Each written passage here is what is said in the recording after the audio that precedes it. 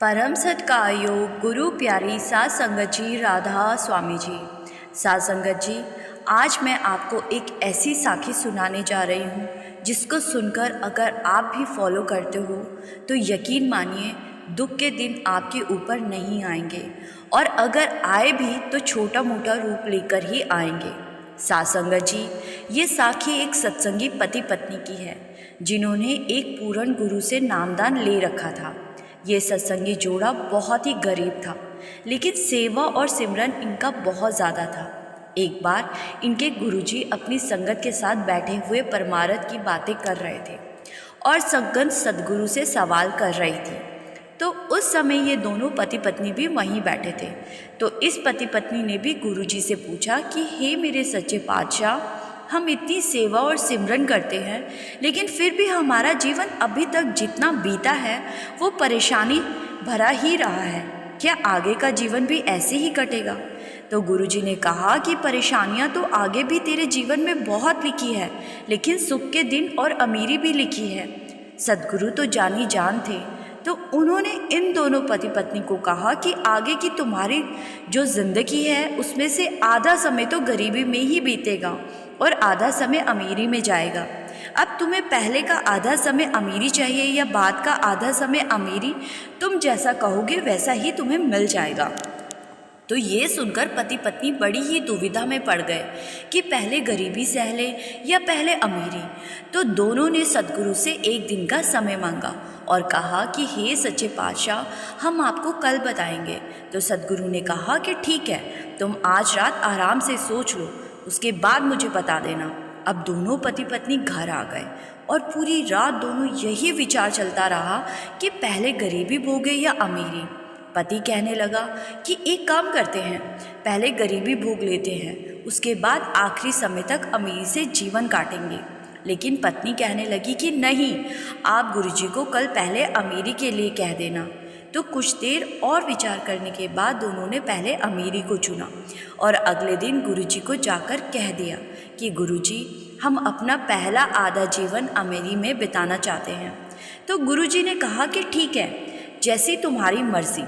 सात संगत जी, पूर्ण गुरु जो होते हैं वो तो जानी जान होते हैं, उन्हें तो सब पता होता है कि हमारे मन में क्या चल रहा है। तो गुरुजी ने उन्हें आशीर्वाद दिया और उसके बाद उन दोनों के दिल बदलने लगे और इनका छोटा सा व्यापार बड़ा होने लगा।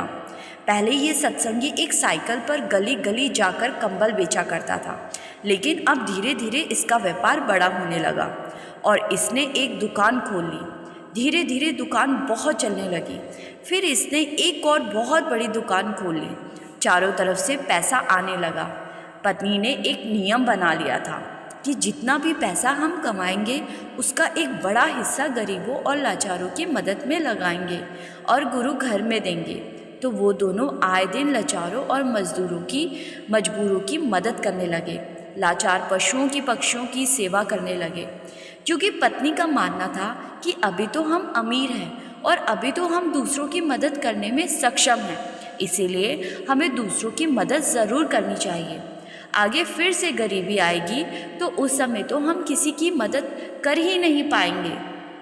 तो इसी सोच के साथ पति और पत्नी बहुत सा दान पुण्य करते थे। ऐसे करते करते कई साल बीत गए। एक दिन उनके गुरुजी ने पूछा कि अब तो तुम्हारा गरीबी वाला समय शुरू हो चुका है, लेकिन फिर भी अमीरी तुम्हारा साथ नहीं छोड़ रही। सदगुरु तो सब जानते ही थे कि ऐसा क्यों हो रहा है, लेकिन सदगुरु चाहते थे कि वो दोनों सारी संगत को भी बताएं।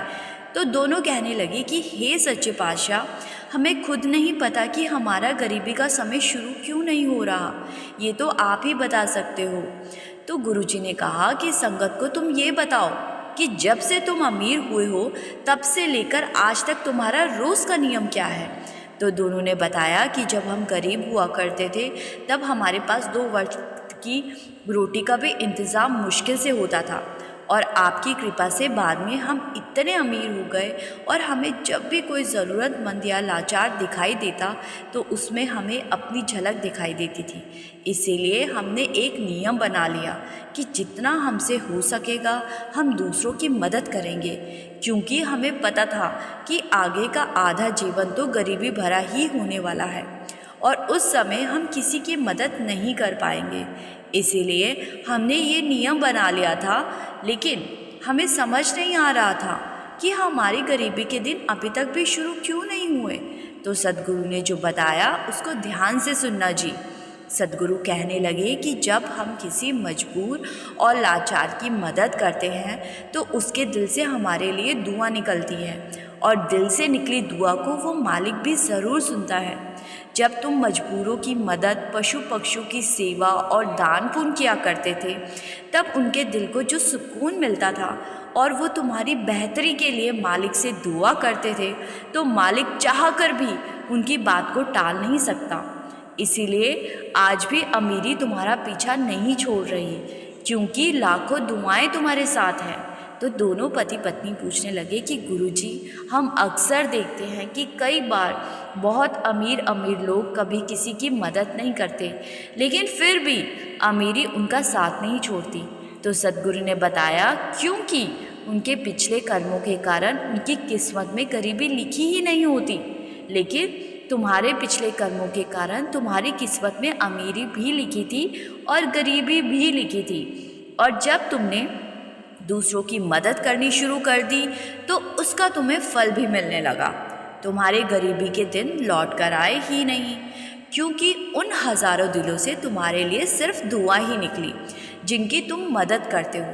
साथ संगत जी, अगर हम एक प्यासे पक्षी या जानवर को थोड़ा सा पानी भी पिला देते हैं या गाय को रोटी दे देते हैं, तो उसके दिल से भी हमारे लिए आशीर्वाद ही निकलता है।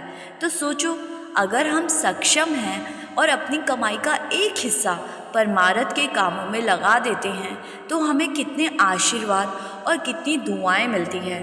किस्मत तो कर्मों से ही बनती है। अगर कर्म अच्छे होंगे तो आने वाला कल अपने आप ही अच्छा होगा, लेकिन अगर हम किसी का दिल दुखाएंगे, किसी के साथ अन्याय करेंगे, तो उसके दिल से हमारे लिए आह ही निकलेगी, और उस आह का कितना बड़ा अंजाम हमें इस जन्म या अगले जन्म में वापस आकर भुगतना पड़ता है, ये तो हम अपने आसपास अक्सर देखते ही रहते हैं। जैसे कि कोई भिखारी बना हुआ है तो किसी को वो मालिक कोई और कष्ट देकर दोबारा भेज देता है, क्योंकि कर्मों का हिसाब तो चुकाना ही पड़ता है। अगर गलती से कोई कीड़ा हमारे पैर के नीचे आ जाती है तो उसका भी हिसाब हमें किसी ना किसी रूप में देना पड़ता है। सोचो, जो लोग बेजुबान जानवरों पर जानबूझकर इतने कष्ट देते हैं, उन्हें क्या क्या भुगतना पड़ सकता है। साथ संगत जी, आपको आज की ये साखी अच्छी लगी तो लाइक, शेयर और चैनल को सब्सक्राइब करना मत भूलिएगा। इस चैनल पर हम हर रोज़ बाबा जी की प्रेरणादायक साखियाँ अपलोड करते हैं। और आपसे एक और विनती है जी, कमेंट में राधा स्वामी ज़रूर लिख दीजिएगा। गुरु प्यारी साथ संगत जी, राधा स्वामी जी।